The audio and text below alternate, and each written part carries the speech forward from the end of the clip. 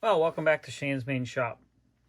This particular video, I'm just going to show you real quickly how you can make sure you have the right screwdriver for the job. Now, in this case, we're talking about Phillips bit screwdrivers, and these are the, some people call them star shape. So you can see it right there. It's a large one. But sometimes if you get a screw, if you put like this, here's a perfect example right here. If I put this in there, it doesn't sit in there nice and snug. It goes in, and you can do it, but it wiggles a little bit, and it rotates on the head. It's not locked in. I'll show you what I mean here in a minute.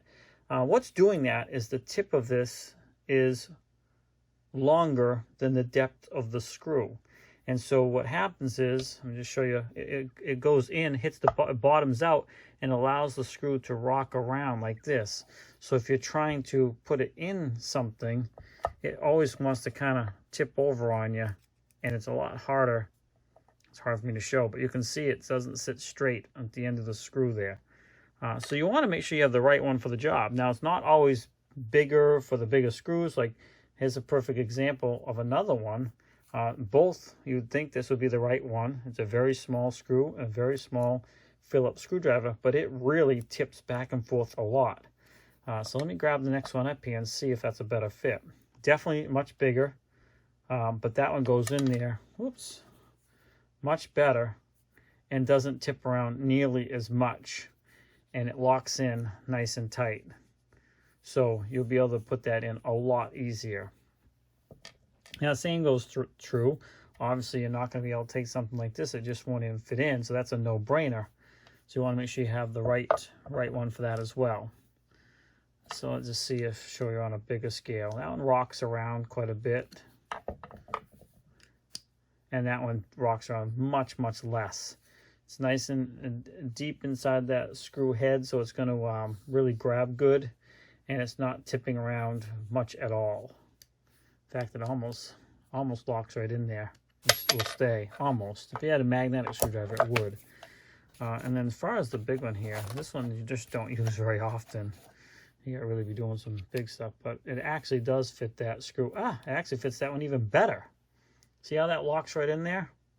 Because this is not so deep, it's not bottoming out inside the screw head.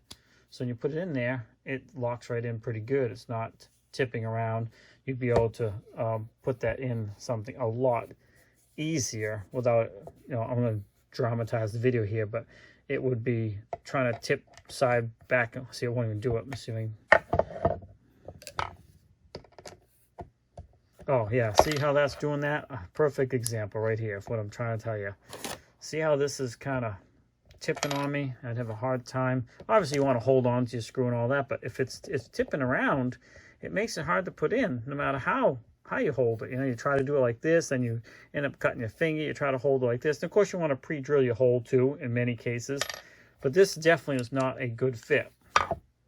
So what you want to look for is a screwdriver that fits in the head of the screw nice and snug, and the best you can have it not tip around. You can see that I'm moving this one all around with my other hands here, and it's barely moving around. It's staying right there good. I could not do that with this. If I hold it on there like that, you can see it tips around. If I try to screw it down in, it's not even staying straight. It falls off. So those two really give you an example of what I'm talking about. So when you get the screw that you need to put in, make sure you hunt for the right screwdriver for the job. There's another one here. Now, that one's not bad, but it does tip a little bit. And that one doesn't tip much at all. Fits in there pretty good. So there are different sizes, and they do number these. Some of them are numbered. And I have actually seen some people, if you have something you're doing a lot of screws, the same size, and it locks inside the side really good. A tip, this one doesn't, but let's say it does. A tip is, you can actually, speaking of tip, you can take and grind that tip down so it's not bottoming out. But that would make it not work for another screw. So keep that in mind. Oh, I just noticed too. These are actually numbered on the end. You have a number 1, a number 2, a number 3. So when you buy your screws, you can actually buy the screws that fit them specifically. And then this one here, this is a 0. The smallest one's a 0. And then the same thing goes for the flathead screws. only they're numbered a little bit differently, a quarter. You're really kind of looking for the same thing. You want it to fit in as snug as possible. These are not going to ever sit straight this way because the way the screws are made. I mean, who uses these screws anymore? You're just going to need this if you're doing some repair on something around your house. But you want it to fit in there as snug as possible. It's going to tip this way, you just can't help it. But you don't want it, you know, like this one here, really is kind of small for it. There's a lot of wiggle room there. More of a chance of it slipping by and stripping out the head of your screw. So keep that in mind. Then you got this this is a big one here. This one here is 5/16. And that fits there really good. And you can see the difference? That's really the right one for that screw.